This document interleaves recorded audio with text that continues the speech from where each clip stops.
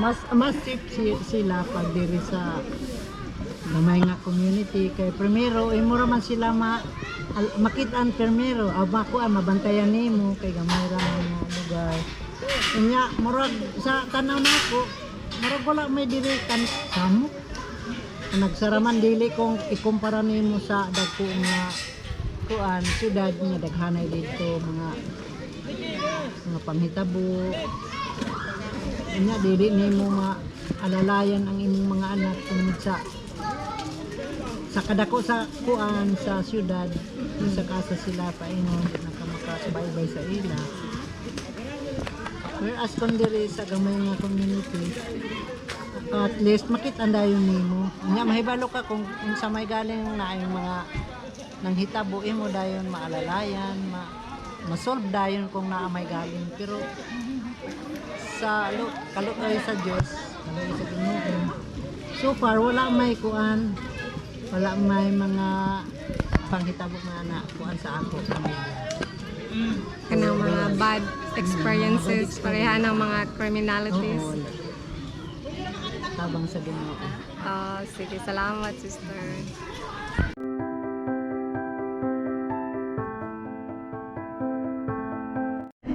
Sige, ang values sa pagpadako sa anak there is a small community. Saan sa may imong kuan? Unsa may values pagpadako nimo sa imong mga anak? Pagpamaagi, paghatag ng kong values. Kuan kanang love sa ilaha, pagpa-educate, tapos paghatag og sakto nga disiplina nga madul sila kanunay sa Ginoo. Nakita na ko karon sa akong mga anak sa akong paghatag og bali sa ilaha. Nga gibalik nila sa inyo. Ang akong disiplina o gihatag nga love o bali sa ilaha gihatag pud nila sa ako. Na-return sa ako.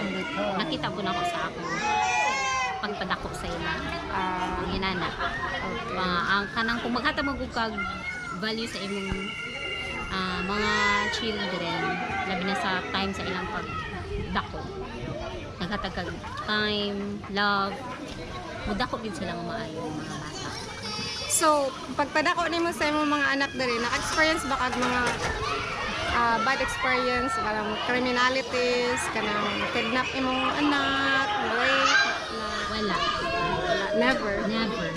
So, do you feel nga safe? Yes, safe sila kay. Safe ang surroundings? Surroundings, yes. Safe atong surroundings. Hindi man 100% siya safe. Pero sa akong paghatag og full attention sa ila, ma-feel ako nga safety sila. Layo sila sa mga delikado nga mga sitwasyon. Sige. Thank you, te.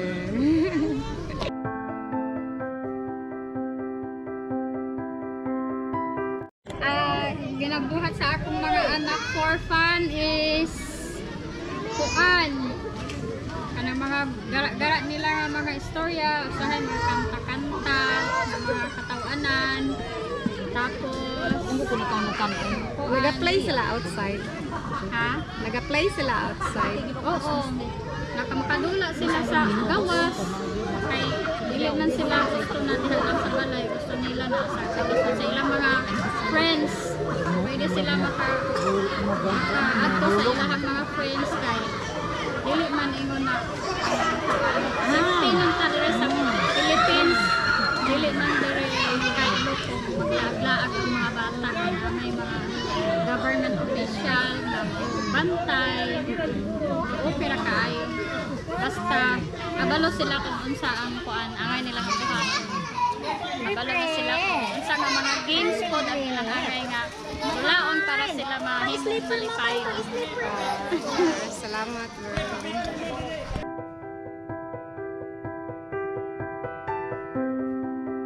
Usually gina-play kay hide and seek. Hide and seek outside. So, do you feel nga kanang safe mo magkuan? Play outside?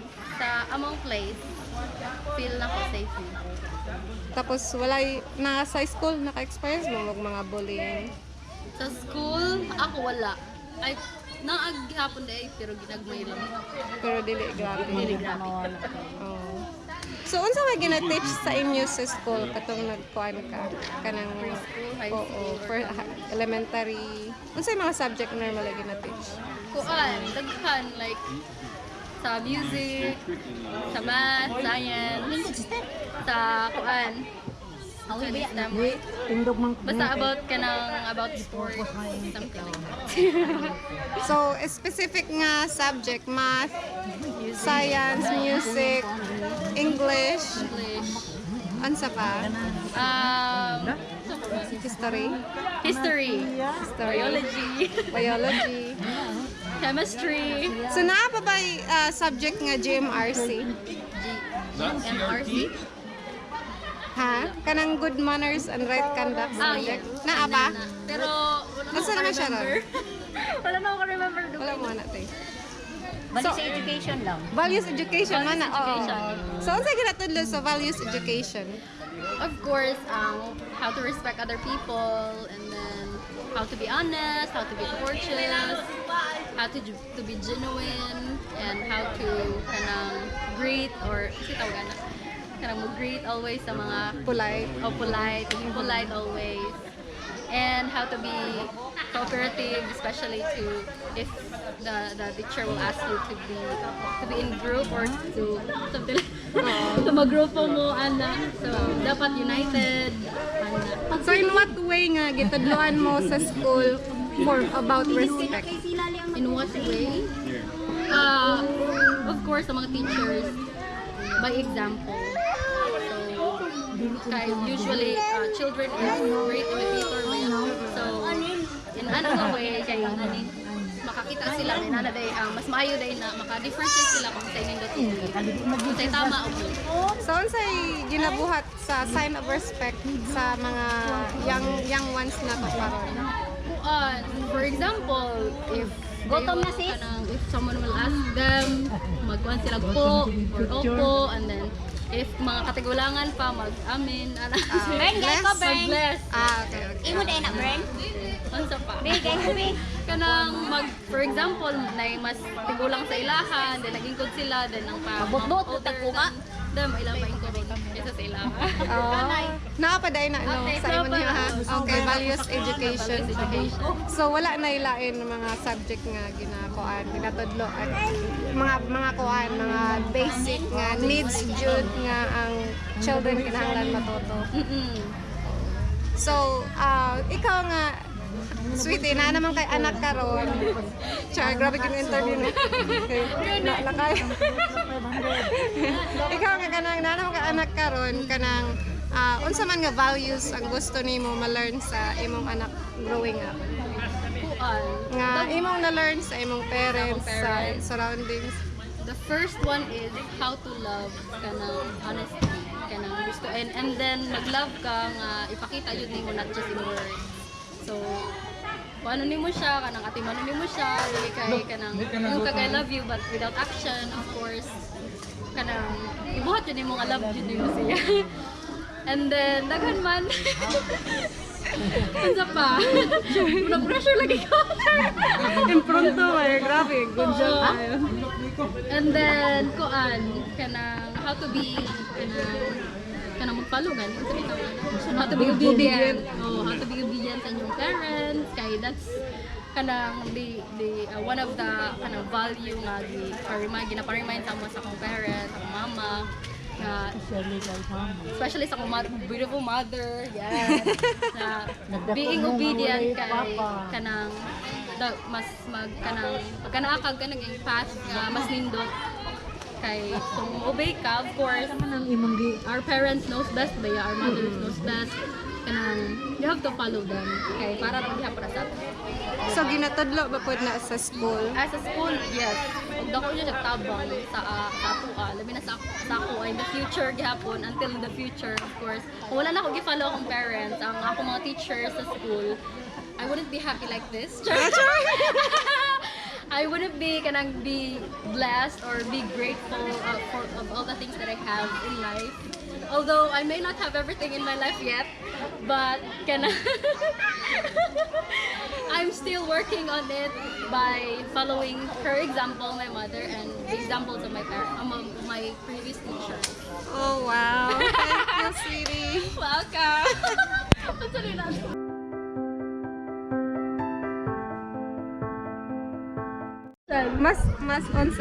Okay dari unsa.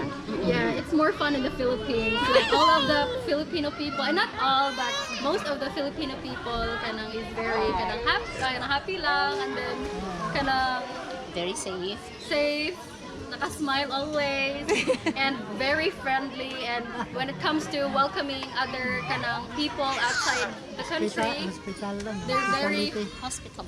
hospitable. And even though you're not, they don't know you yet, but they will surely welcome you like a family. Filipinos are generous. Char. For me, yes, I allowed my children to play outside, whether it is their cousin, playmates, neighbors, because I do believe that doing that things, they could build friendship and trust to each other.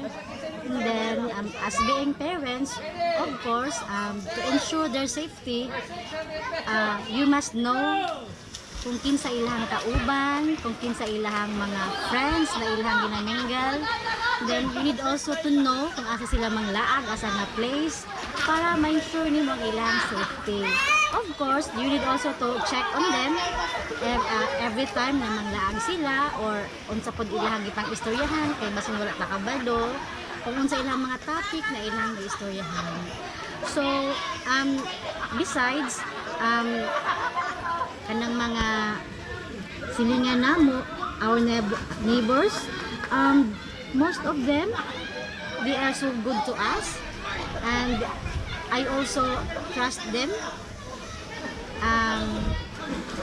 If I have kanang mga food, they could share to us, and we do also the same. So they are so good to us. So I don't have any against with my neighbors, with my friends. Of course, it's normal to have conflict, but as long as na kaya nimo siya i-settle, you can talk to them nicely. So of course, ang inyong friendship is mabalik siya. So in total, the people here in Bislig, they are so good. I'm sure of that. In the entire Philippines. Okay, so to conclude, so the entire Philippines, I would say that they are so good. We Filipino, we are being good in being hospitality. Then we also show our love and concern to our fellow Filipino, because I know that in the whole universe, in the whole world, there is no kanang perfect human being in this world. We are striving to live as long as you apply the teachings of Jesus Christ in our family, in our lives. So I believe, so I do believe that we magiging good nga tao in our neighbors, in our friends, kung atong i-apply each principles na ato ang na learn sa church. So I guess that would be all. So thank you. So from all the interviews I gathered from all the here in this event with our church activity, they are from different walks of life: teachers, housewives, regular students, mothers. They are saying that being here in Bislig is safe. They are more confident raising their children here in a small community like Bislig, because it's much more warm hospitable people. I'm not saying that the whole Philippines are not, but it's nice to live in a small community like this, to get to know people, each specific person. So most generally what they said is raising the children here is safe. No criminalities, no bullying they've experienced, that their children experience. No crimes like kidnap or murder or rape. I think everywhere you go, there is no assurance of safety.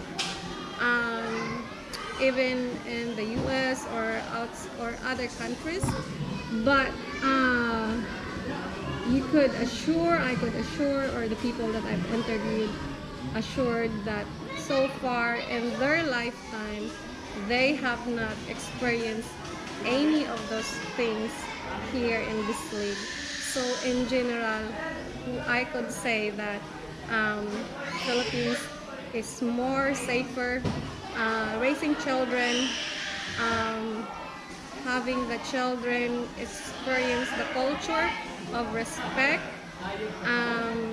sending the kids to school that teaching specific, the main requirements that the kids needs is about education, the science, English,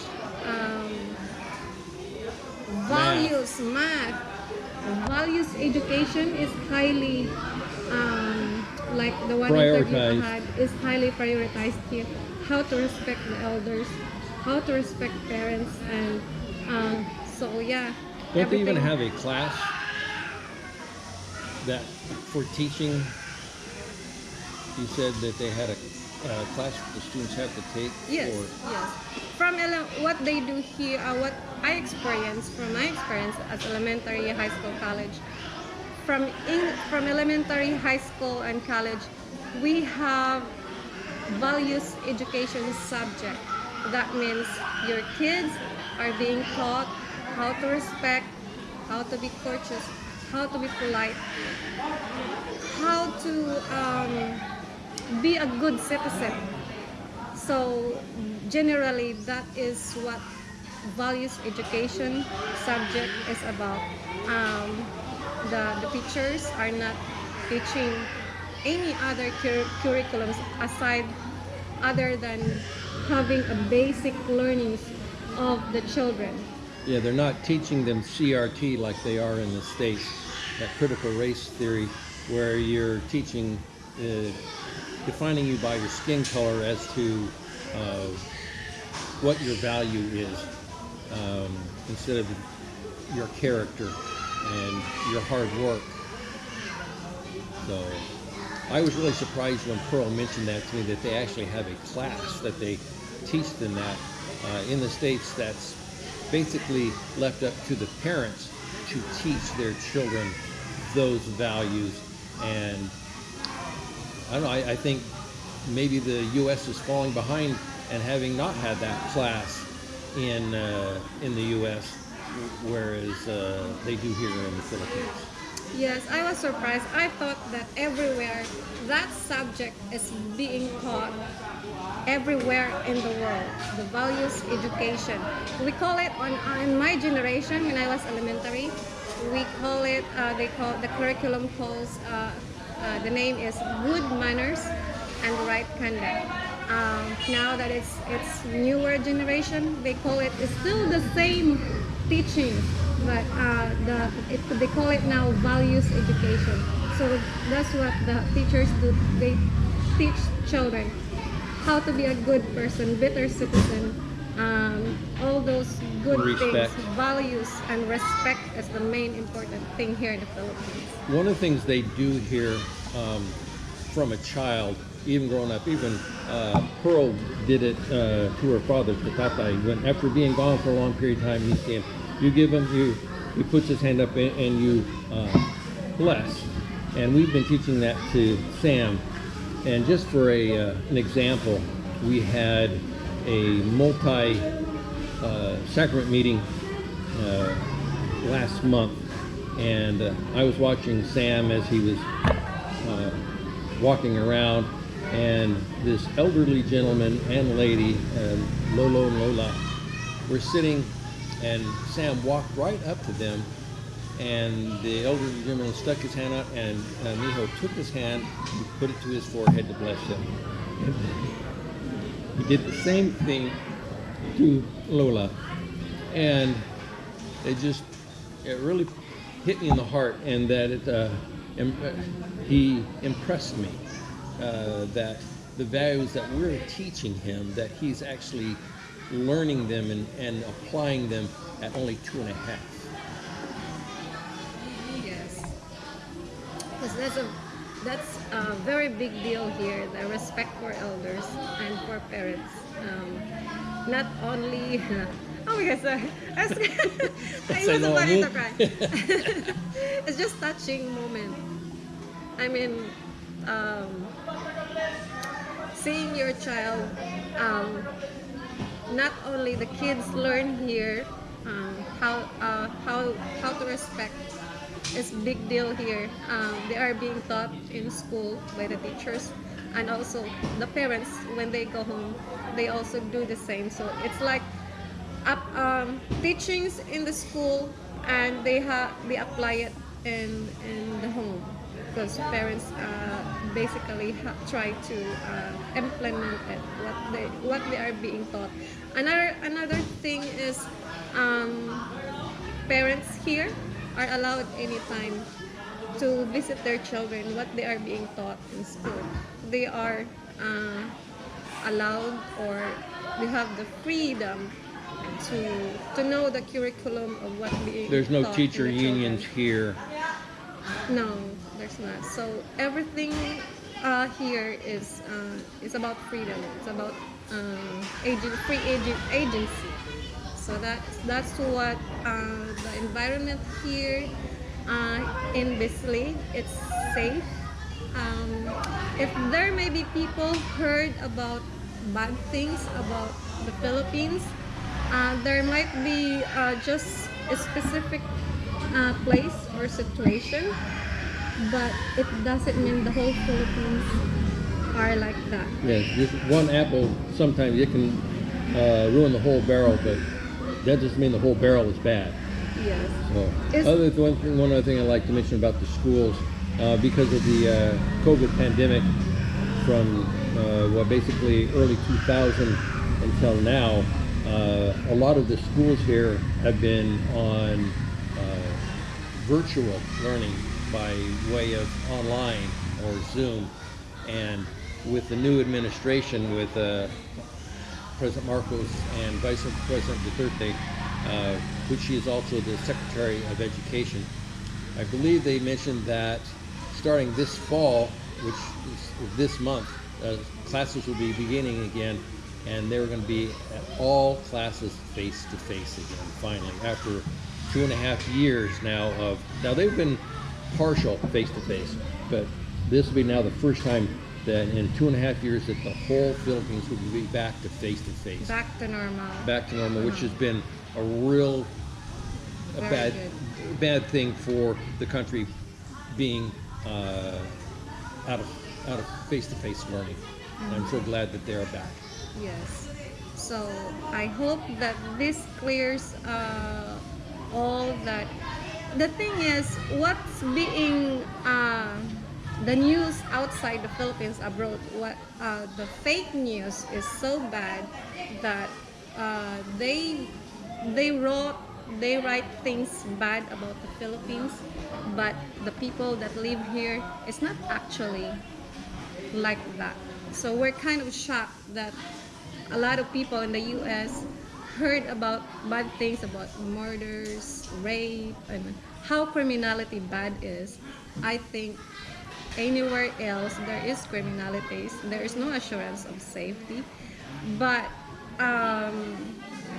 here in Bislig, in a small community, and the entire Philippines, there might be specific isolated places that there is, but I believe, and the whole people that I've interviewed with, that whole Philippines is safe, and safe to raise children, and safe to send your children in school without being bullied.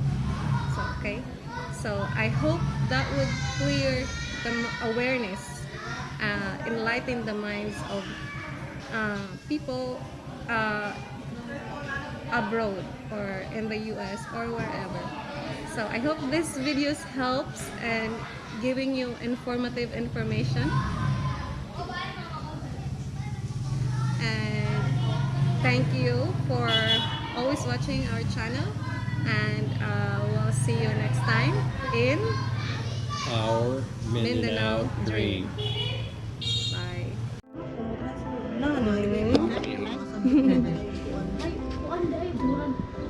Oh, quickly. Please, Mom.